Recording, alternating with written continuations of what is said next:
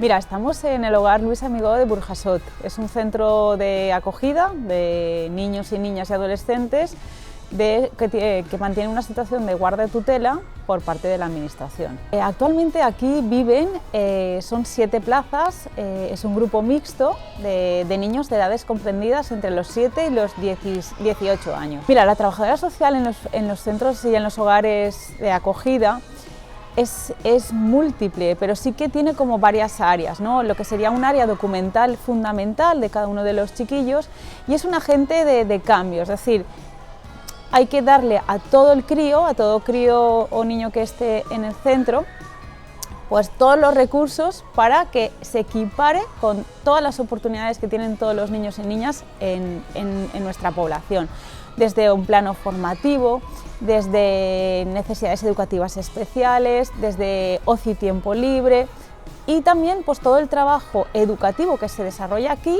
pues trasladarlo al ambiente sociocomunitario. Por tanto, es también un agente de coordinación, es quien hace de nexo y de unión entre todo el trabajo del contexto natural de los chicos con el trabajo que se puede realizar en los hogares.